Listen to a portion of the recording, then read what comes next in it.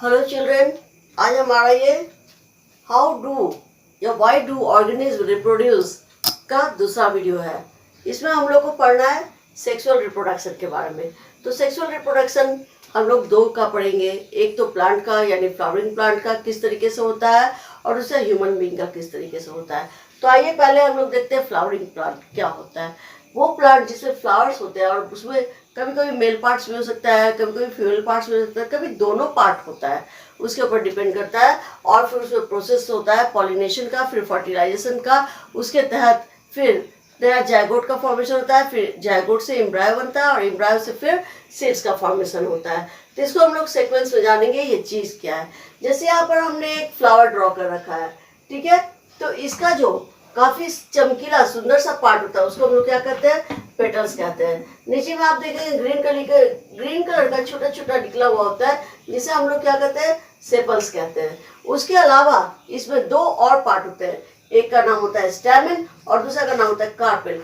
Carpel क्या होता है, फीमेल वाले जो पार्ट होते हैं उसे हम लोग कार्पेल या पिस्टिल कहते हैं, ठीक है। तो फीमेल पार्ट का जो पार्ट है उसका नाम पिस्टिल या कार्पेल होता है और जो मेल वाले पार्ट है उनका नाम क्या होता है, स्टैमेन होता है। किसी किसी फ्लावर में आप देखेंगे सेपल्स पेटल्स तो रहेगा लेकिन किसी में सिर्फ स्टैमेन रहेगा, तो वो आपका यूनिसेक्सुअल प्लांट कहलाता है। या कभी कभी ये भी आप देखेंगे सेपल पेटल्स है और उसके साथ सिर्फ आपका कार्पेल है, स्टैमेन का लैकेज है, तो उस जगह वो यूनिसेक्सुअल प्लांट्स होते हैं। तो अभी हम लोग जाने यूनिसेक्सुअल क्या होता है और बाइसेक्सुअल क्या होता है। यूनिसेक्सुअल मतलब उसमें जो सेल होते हैं सिर्फ एक को कंटेन करता है, दोनों मेल और फीमेल में से किसी एक सेल को कंटेन करता है, वो आपका यूनिसेक्सुअल प्लांट कहलाता है। और दूसरे जो होते हैं वो बाइसेक्सुअल प्लांट्स होते हैं।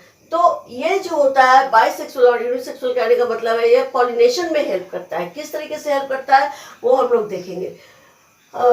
जैसे आपका यूनिसेक्सुअल का एग्जाम्पल क्या होता है, यूनिसेक्सुअल का एग्जाम्पल आपका पपाया में देखने को मिलता है या फिर वाटरमेलन में देखने को मिलता है। तो ये सब यूनिसेक्सुअल प्लांट होते हैं, ठीक है। और बाइसेक्सुअल प्लांट कौन होते हैं, हिबिस्कस, मस्टर्ड, ये सब हिबिस्कस या मस्टर्ड जो होते हैं, हिबिस्कस जिसे हम लोग चाइना रोज भी कहते हैं या उड़हुल का जो फूल होता है उसे कहते हैं, ये बाइसेक्सुअल प्लांट होता है। तो हम लोग अब समझ गए एक तो पेड़ के प्लांट के कितने पार्ट, प्लांट मीन्स फ्लावर्स के कितने पार्ट होते हैं, सेपल्स पेटल्स और स्टैमेन कार्पेल, ठीक है। उसमें से स्टैमेन और कार्पेल को हम लोग reproductive organ of the flower कहते हैं। उसके बाद एक चीज जाने यूनिसेक्सुअल क्या होता है और बाइसेक्सुअल क्या होता है। और अब उसके बाद हम लोग को पढ़ना है जैसे फीमेल वाले पार्ट को हम लोग पढ़ते हैं। तो इसका एक अपर मोस्ट जो पार्ट होता है जिसका नाम होता है स्टिग्मा, वो थोड़ा स्टिकी होता है, ठीक है। बीच में ट्यूब लाइक स्ट्रक्चर चल जाता है, उसका नाम होता है स्टाइल, ठीक है। और नीचे में स्वेलन एरिया जो होता है जो फीमेल जर्म सेल्स कहलाता है, यहीं पर एग रहता है, इसका नाम ओवरी होता है। और ये तीनों मिलकर के स्टिग्मा, स्टाइल एंड ओवरी तीनों मिलकर के पिस्टिल या नहीं तो कार्पेल नाम से जाना जाता है, ठीक है। उसके अलावा चूंकि हमने हिबिस्कस का प्लांट बनाया इसी में मेल पार्ट भी होते हैं, ठीक है। तो मेल पार्ट में आप देखेंगे एक सबसे ऊपर में जो छोटा छोटा जगह होता है वो एंथर होता है, ठीक है। उसका जो ट्यूबलाइक स्ट्रक्चर होता है उसका नाम फिलामेंट होता है और एंथर और फिलामेंट मिला करके स्टैमेन का फॉर्मेशन करता है जो आपका मेल पार्ट कहलाता है या मेल जर्म सेल्स कहलाता है, ठीक है। और एंथर के ऊपर ही पॉलन ग्रेन्स होता है, यही पॉलन ग्रेन्स जो है वो बेल का रिप्रोडक्टिव पार्ट्स होता है जिसका स्टिग्मा तक पहुंचना बहुत जरूरी होता है, ठीक है। तब उसके बाद यहाँ पर क्या होता है, ये जो एंथर है ये अपने पास पॉलन ग्रेन्स, इसी के ऊपर पॉलन ग्रेन्स रहता है, इसका ट्रांसफर हो जाएगा स्टिग्मा के पास। तो ये जो ट्रांसफर है उसका नाम क्या है, पॉलिनेशन है। पॉलिनेशन क्या होता है, it is the transfer of the pollen grains from anther to stigma is known as the pollination. अब पॉलिनेशन भी बहुत तरीके से हो सकता है। पॉलिनेशन हो सकता है आपका एयर की हेल्प से, विंड की हेल्प से, वाटर की हेल्प से, या फिर बर्ड है, इंसेक्ट्स है, ये सारे की हेल्प से हो सकता है। अब हमारा पॉलिनेशन भी दो तरीके का होता है, एक क्रॉस पॉलिनेशन कहलाता है और दूसरा कहलाता है सेल्फ पॉलिनेशन। सेल्फ पॉलिनेशन ये होगा जैसे यहाँ पर एंथर है, इसके जो पॉलन ग्रेन्स है वो डायरेक्टली स्टिग्मा के ऊपर चला जाता है। जैसे मान लीजिए हवा है, हवा की झोंका से इसके जो पॉलन ग्रेन्स काफी हल्के होते हैं, काफी हल्के होते हैं, वो विंड के सिर्फ चलने से ही ये इसके स्टिग्मा पे पहुंच जाते हैं। स्टिग्मा पे पहुंचेंगे तो वहां से फिर स्टाइल से होता हुआ वो ओवरी पे आ जाता है और इस तरीके से पॉलिनेशन कंप्लीट हो जाता है। तो ये आपका कहलाता है क्या, सिर्फ सेल्फ पॉलिनेशन। और क्रॉस पॉलिनेशन में क्या होता है, मान लीजिए इसमें सिर्फ मेल पार्ट है या सिर्फ फीमेल पार्ट है, कोई भी एक पार्ट है, तो इनकेस यहाँ पर एक इंसेक्ट आएगा, वो बैठता है, उसके पैर में या उसके पंख में कुछ पॉलन ग्रेन्स आ जाते हैं और वो पॉलन ग्रेन्स क्या होता है, वो मान लीजिए दूसरे फ्लावर में गया, दूसरे फ्लावर के स्टिग्मा पे वो बैठता है इनकेस, और स्टिग्मा में वो स्टिक कर जाता है, मतलब चिपक जाता है। और उसके बाद फिर वही प्रोसेस होता है स्टाइल से ओवरी, जहाँ पे उसका स्वेलन एग्स होता है वो सारा रखा रहता है, फिर फर्टिलाइजेशन होता है। तो ये आपका एग्जाम्पल था क्रॉस पॉलिनेशन का। तो दो तरीके का पॉलिनेशन हम लोग पढ़े, एक सेल्फ पॉलिनेशन, दूसरा क्रॉस पॉलिनेशन। सेल्फ पॉलिनेशन में किसी भी एजेंट की जरूरत नहीं होती है, जबकि क्रॉस पॉलिनेशन में एक एजेंट की जरूरत होती है। जनरली वो एजेंट विंड भी हो सकते हैं, वाटर भी हो सकते हैं, इंसेक्ट्स भी हो सकते हैं, बर्ड्स भी हो सकते हैं। तो ये सारी चीज होते हैं। अब ये प्रोसेस क्या है पॉलिनेशन, पॉलिनेशन में क्या होता है ना, जैसे पॉलन ग्रेन्स है जिसको हम लोग मेल जर्म सेल्स कह रहे हैं, वो जाता है फ्रॉम स्टिग्मा टू ओवरी। अब जब पॉलन ग्रेन्स आ चुका है स्टिग्मा पर, ये जो पॉलन ग्रेन्स है ये अब यहाँ पर आ चुका है स्टिग्मा के ऊपर, ठीक है। अब ये स्टिग्मा से कहाँ जाएगा, ये स्टाइल के थ्रू, ये बीच में जो ट्यूब लाइक स्ट्रक्चर है फीमेल पार्ट का है, ये इसके थ्रू यहाँ ओवरी में पहुंचता है, ठीक है। ये जो पॉलन ग्रेन्स है ये स्टिग्मा से होते हुए स्टाइल के थ्रू ये आपका ओवरी वाले पार्ट में पहुंचता है, ठीक है। यहाँ पर ओवरी वाले पार्ट में क्या है, फीमेल जर्म सेल्स है।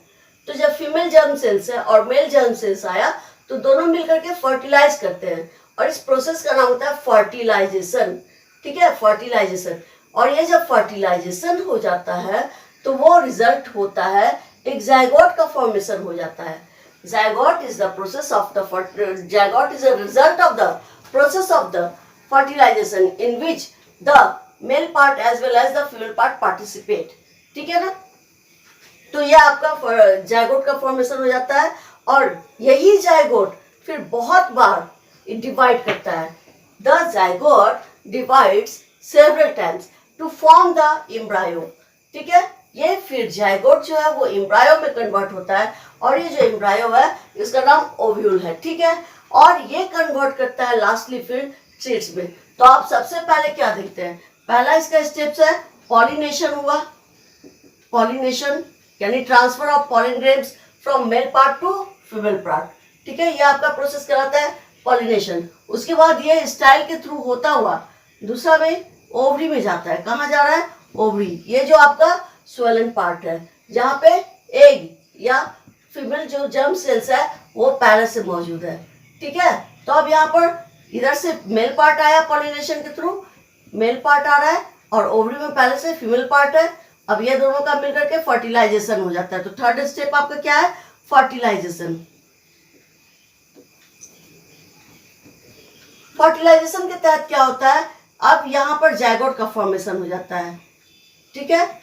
और जायगोट जो है वो क्या होता है, सेवरल टाइम्स डिवाइड करता है। डिवाइड करने का मकसद होता है वो एम्ब्रायो में कन्वर्ट हो जाता है। तो ये जब सेवरल टाइम्स डिवाइड होता है तो इसका फॉर्मेशन किस चीज में हो जाता है, एम्ब्रायो में हो जाता है। और फिर एम्ब्रायो से क्या होता है, ये फिर सीड्स का फॉर्मेशन हो जाता है। अब ये सीड्स क्या हो गया, एक तरीके का ऐसा चीज है जिससे अब न्यू प्लांट का फॉर्मेशन हो जाएगा। तो ये आपका सेक्सुअल रिप्रोडक्शन में प्लांट के लिए जो पार्ट था फ्लावरिंग प्लांट का उसका हमने समझाया, ठीक है। अब हम लोग मेल और फीमेल पार्ट को अलग अलग समझेंगे, ओके। अब हम लोग मेल और फीमेल ह्यूमन बीइंग का, पहले हमने फ्लावर का पढ़ा था, अब ह्यूमन बीइंग का मेल और फीमेल का पढ़ते हैं, रिप्रोडक्टिव सिस्टम क्या होता है। सबसे पहले तो एक टर्म्स आता है प्यूबर्टी। प्यूबर्टी क्या होता है, प्यूबर्टी होता है changes that occur during the adolescence, मतलब जब आप बड़े हो रहे होते हो 12 से 15 साल के बीच में, 12 से 16 साल के बीच में, उस वक्त आपके शरीर में कुछ चेंजेस आता है। सभी के चेंजेस आता है, गर्ल्स में भी आता है और मेल में भी आता है, बॉयज में भी आता है। जैसे वर्ड्स गेट डीपर, आवाज़ काफ़ी तेज हो जाता है, फिर शोल्डर्स रोडेन, उसकी कंधा थोड़ी बड़ी हो जाती है। फिर फीमेल में वॉइस चेंजेस होता है, हिप्स है, ब्रेस्ट है, इन सब का इनलार्जमेंट हो जाता है, मेंस्ट्रुअल साइकिल होता है। और ये जो मेंस्ट्रुअल साइकिल होता है यही होता है रिप्रोडक्टिव फेज का, फीमेल का एक पहचान होता है। और उसके बाद अब हम लोग मेल रिप्रोडक्टिव सिस्टम को अलग से पढ़ रहे हैं और फीमेल को अलग से पढ़ रहे हैं। जैसे मेन जो आपके एग्जाम में पूछा जाता है या जिससे आपका ज़्यादा नंबर आ सकता है, हम उस तरीके से कोशिश किए पढ़ाने के लिए, ठीक है ना। तो ये क्या है, जैसे टेस्टिस है, पूछा टेस्टिस क्या होता है, तो testis site for the formation of the sperms, sperm का फॉर्मेशन जहाँ होता है उस जगह का नाम है टेस्टिस, ठीक है। फिर है स्क्रोटम, स्क्रोटम का पोजीशन बहुत बार पूछा जाता है कि इसका पोजीशन कहाँ होता है, तो इसका पोजीशन होता है outside of the abdomen. Abdomen मतलब पेट, पेट से ये बाहर इसका स्ट्रक्चर होता है। आखिर ऐसा क्यों होता है, ये क्वेश्चन बहुत बार पूछा गया है, why the scrotum is situated outside of the abdomen. तो उसका आंसर होता है to lower the temperature for the formation of the sperm. वहाँ पे उसका टेम्परेचर एब्डोमेन से डिफरेंट हो जाता है, कूलर रहता है, जिसकी वजह से स्पर्म का फॉर्मेशन हो सके। तो ये क्या करेगा था, to lower the temperature for the formation of the sperm. उसके बाद आपका एक स्ट्रक्चर होता है जिसका नाम है वास डिफरेंस। ये क्या काम करता है, ये sperms are delivered through it. Vas deferens से ही स्पर्म निकलता है और फिर यहाँ पर एक सेमाइनल वेसिकल्स होता है जो स्टोर करता है सीमेन को, ठीक है ना। और वास डिफरेंस ये यूनाइट करता है tubes of the urinary bladder से। यूरिनरी ब्लैडर का जो ट्यूब्स आता है उससे वास डिफरेंस, ये बहुत ही इंपॉर्टेंट पॉइंट है कि वास डिफरेंस का क्या फंक्शंस होता है। एक तो ये स्पर्म को डिलीवर करता है, उसके बाद ये कह रहा है vas deferens unites with the tube of the urinary bladder, और इसी वजह से यूरेथ्रा क्या होता है, common passage for the sperm and urine. यहाँ और ये आपके एग्जाम में बार बार पूछता है कि common passage for the sperm and urine क्या है, तो उस वक्त आप आंसर लिखेंगे यूरेथ्रा, ठीक है ना। तो इससे रिलेटेड जितना भी इम्पोर्टेंट क्वेश्चन पूछा जाता है उसको हम समझा दिए हैं। एक बार सिर्फ आप नाम जान लीजिए, टेस्टिस क्या होता है, site for the formation of sperms होता है। स्क्रोटम थोड़ा स्वेलिंग जैसा होता है, वो आउटसाइड एब्डोमेन होता है क्योंकि उसको टेम्परेचर, स्पर्म के फॉर्मेशन के जो टेम्परेचर चाहिए होता है वो प्रोवाइड करता है। फिर वास डिफरेंस क्या होता है, डिफरेंस क्या होता है, sperms are delivered through it and seminal vesicles store semen, जैसा इसका नाम है वैसा ही यहाँ पर दिया हुआ है, ठीक है।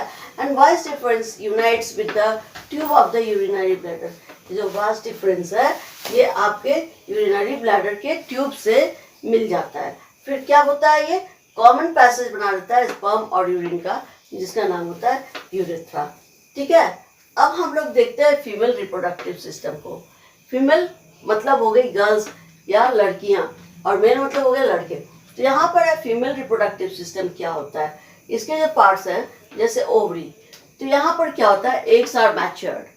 यहाँ क्या होता है, एग्स मैच्योर होता है। जैसे जब लड़की चाइल्ड मतलब जन्म लेती है तो उसके ओवरी में हजारों की संख्या में एग्स रहते हैं, पहले से ही रहते हैं, ठीक है। वो हर मंथ एक बाहर निकलता है, और यदि वो फर्टिलाइज नहीं हुआ है तो वो मेंस्ट्रुअल के थ्रू निकल जाता है, और फर्टिलाइज हो गया तो वो फिर आगे जायगोट में कन्वर्ट करता है। तो ये ओवरी में क्या होता है, एग्स का मैचुरेशन होता है, जो जब लड़की जन्म लेती है उस वक्त वो हजारों की संख्या में रहता है। इसलिए यहाँ पर इसका फॉर्मेशन नहीं आप लिखेंगे, क्या लिखेंगे, एग्स आर मैच्योर्ड। फिर दूसरा होता है, ये जब एग्स टुवर्ड्स वोम की ओर आता है, किसके थ्रू आता है, एक ट्यूब लाइक स्ट्रक्चर होता है। ये भी क्वेश्चन काफी इंपॉर्टेंट है कि कहाँ से आता है, तो वो जो ट्यूब लाइक स्ट्रक्चर उसका नाम है फैलोपियन ट्यूब्स, ठीक है। फैलोपियन ट्यूब्स के थ्रू ये आता है वोम में, ठीक है। कब आता है, जब सेक्सुअल इंटरकोर्स होता है। सेक्सुअल इंटरकोर्स के तहत ये जो एग्स है वो ऊपर की ओर आता है और फैलोपियन ट्यूब्स के थ्रू, और उसके बाद फिर जब सेक्सुअल इंटरकोर्स होता है तो स्पर्म और एग मिल करके जायगोट का फॉर्मेशन करते हैं। ये क्या होता है, इस प्रोसेस का नाम क्या है, इस प्रोसेस का नाम होता है फर्टिलाइजेशन। तो फर्टिलाइजेशन का रिजल्ट क्या होता है, जायगोट होता है, ठीक है।